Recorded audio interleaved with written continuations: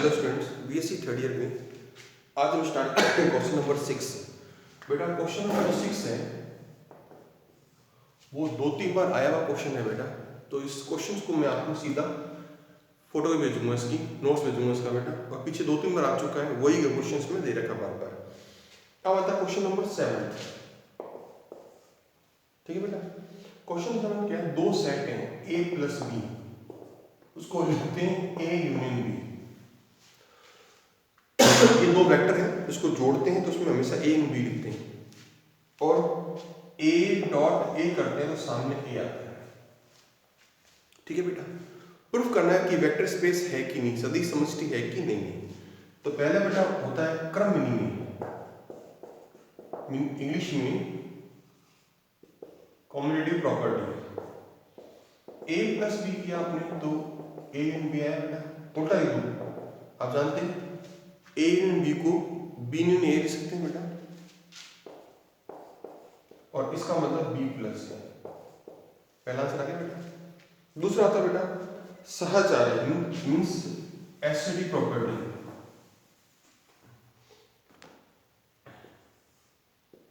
ए plus B plus C proof करना है,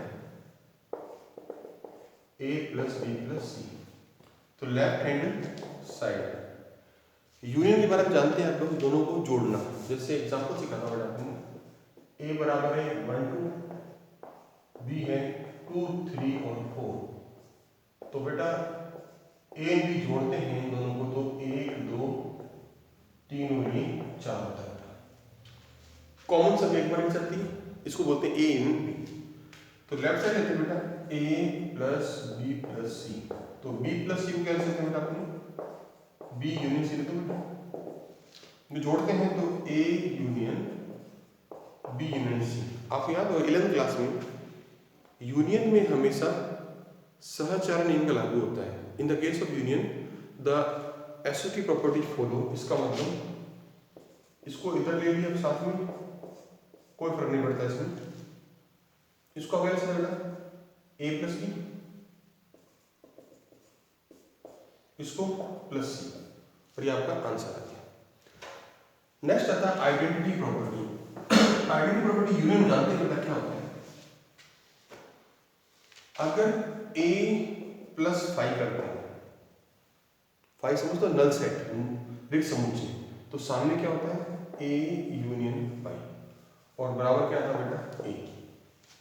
मतलब आइडेंटिटी प्रॉपर्टी विद्यमान है, तस्वीर विद्यमान है। अब प्रतिलोम इनवर्स ये विद्यमान नहीं होता। अपन एग्जाम्पल लेते हैं, ए प्लस बी बराबर 5 है। ए प्लस बी 5 लेते हैं, सामने फॉर्मूला क्या था इनवर्स का बेटा, ए स्टार एक्स बराबर ई था है ना। ई का मतलब कितना आया था? 5 आया था। इसको जोड़ते हैं तो क्या होता है ए यूनियन बी बराबर 5। आप बता बेटा ए यूनियन बी 5 तभी संभव है जब ए भी 5 हो और साथ में बी भी 5। दोनों 5 होंगे तभी इसकी वैल्यू 5 होगी। अगर ए में कोई संख्या आ जाए 1 2, तो यहाँ पर 5 कभी पॉसिबल नहीं है, मतलब इनवर्स पॉसिबल नहीं है, मतलब प्रतिलोम ज्ञात नहीं कर सकते। अपन ए एक एलिमेंट मान रहे हैं, बी इसका इनवर्स मान रहे हैं, प्रतिलोम मान रहे हैं, और बराबर क्या आना चाहिए 5 आना चाहिए। तो आपको समझदार हो, ए यूनियन बी 5 तभी संभव है जब दोनों 5 हो, उसके अलावा कभी 5 पॉसिबल नहीं है। जब कभी 5 पॉसिबल नहीं है, इसका मतलब ए का इनवर्स विद्यमान नहीं है, inverse of A does not exist. तो आगे करने की जरूरत नहीं है, ये वेक्टर स्पेस नहीं है, it is not a vector, मतलब वेक्टर स्पेस मतलब सदिश समष्टि नहीं है बेटा। ठीक है, आप जानते हैं 2 का यूनियन 5 होगा कि तभी संभव है जब दोनों 5 हो एक साथ। दोनों एक साथ 5 संभव नहीं है तो पॉसिबल ये नहीं होगा बेटा। ठीक है, अब आता है नेक्स्ट टॉपिक बेटा अगला, वेक्टर सब स्पेस उप समष्टि।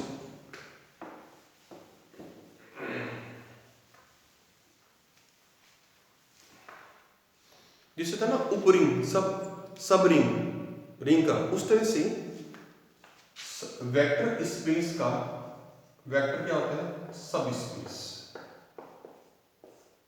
मतलब सदिश उप समष्टि वेक्टर सब स्पेस। ये क्या होता है बेटा? पहली बात V वेक्टर है, W क्या बेटा? वेक्टर सब स्पेस है, सब स्पेस। V सदिश समष्टि है और W क्या है? सदिश उप समष्टि हो। तो कुछ फॉर्मूले हैं, पहली जो डेफिनेशंस हैं वो ये कहता है अल्फा बीटा अगर W में है तो पहला शर्त होती है अल्फा प्लस बीटा भी W में आना चाहिए।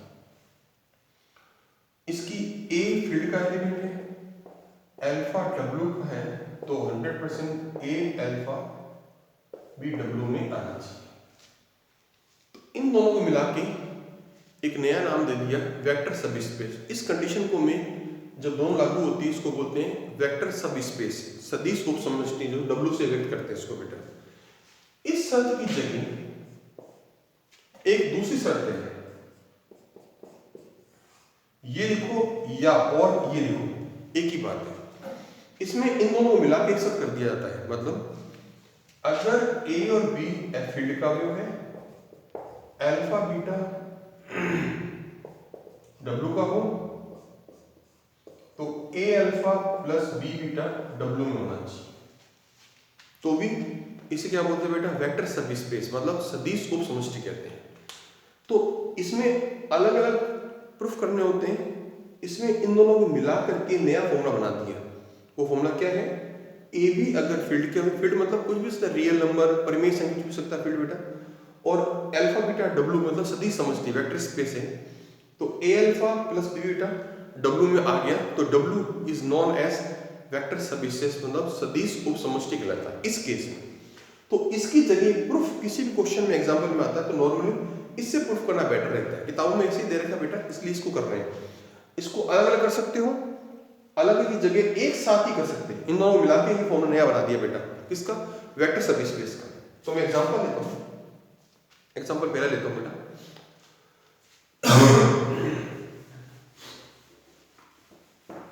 फर्स्ट एग्जांपल,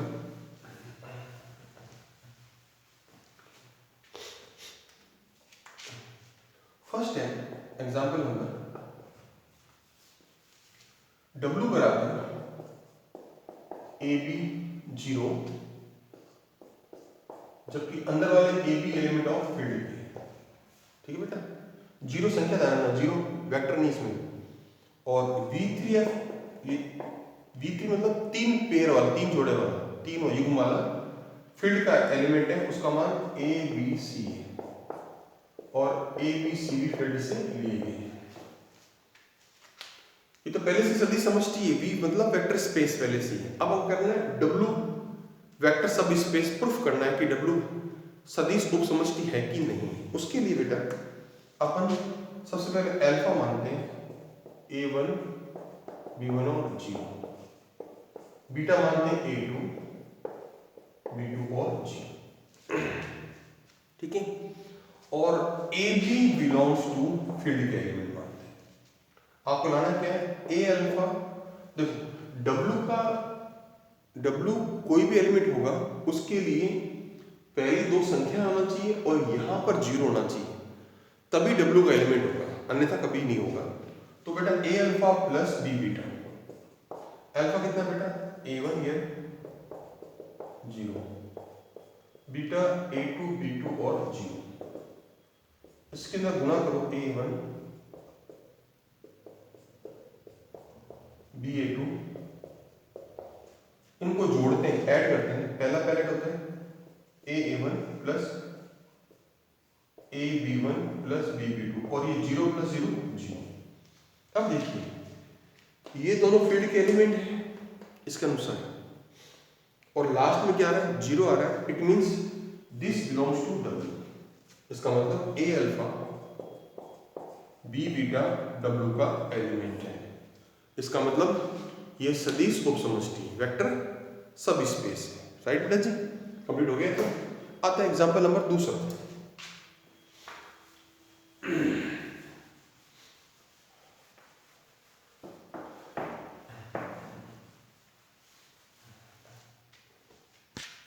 इसके बाद स्टार्ट होता है क्वेश्चन एग्जाम्पल नंबर दूसरा बेटा। एग्जाम्पल दूसरा भी काफी अच्छा एग्जाम्पल है।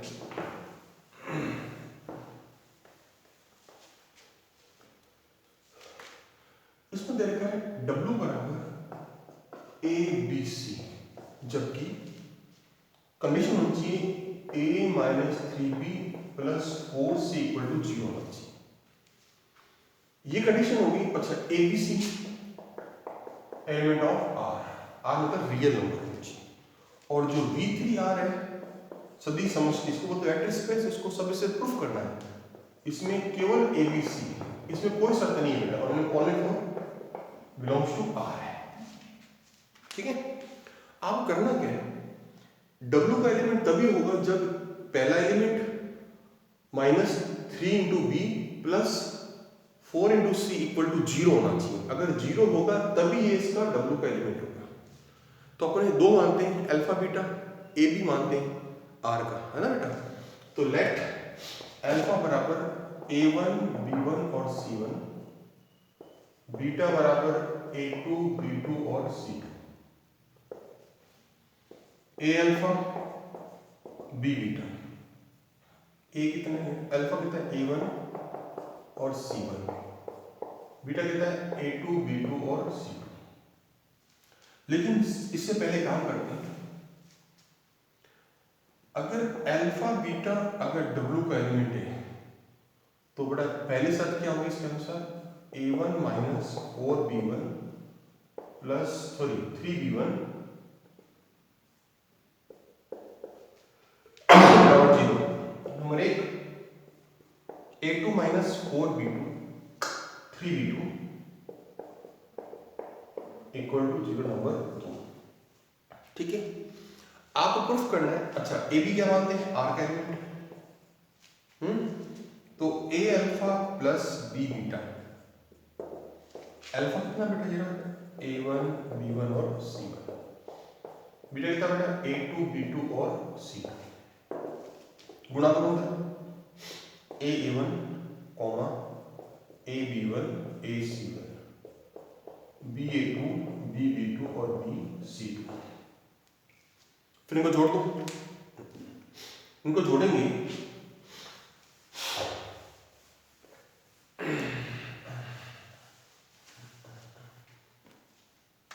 बेटा क्या होगा, ए अल्फा क्या होगा A1 plus BA2 AB1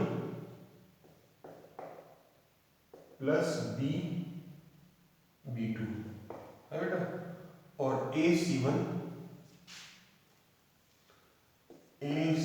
plus BC2। ठीक है, अब क्या करते हैं, आसान A1 A2 का मान यहां से रख देते हैं यहां पर, और फिर चेक करते हैं कि ये शर्त कौन सी बेटा, A minus 3B plus 4C 0 हो रहा है कि नहीं हो रहा। तो अपन इसमें मान रखते हैं बेटा, इसका A1 का मान ये है बेटा कितना है 3B1 माइनस 4C1, ठीक है, प्लस B।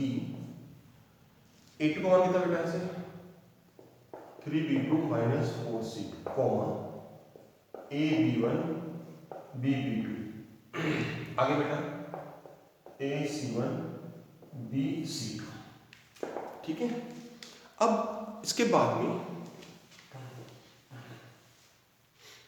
इसके अंदर गुणा करो, 3AB1 4AC1 3BB2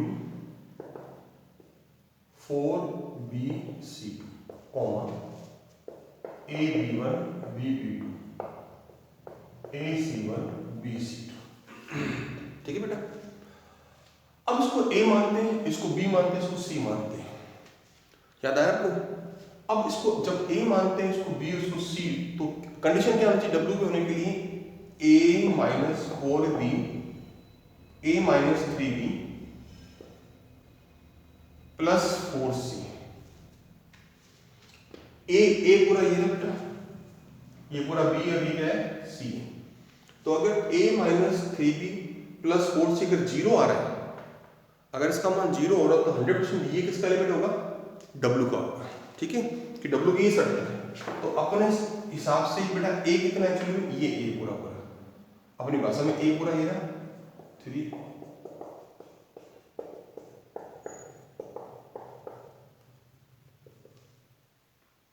3, B कितना बेटा AB1, 4 C कितना AC1 BC। इसको सॉल्व करेंगे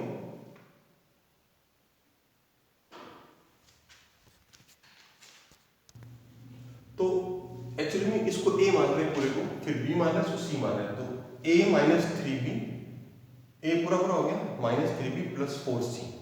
अब इसको सॉल्व करते हैं, सब कट जाते हैं बेटा, 3AB1 4AC1 3BB2 माइनस का 3AB1 BB2 4AC1 4BC2। ये से कट गया,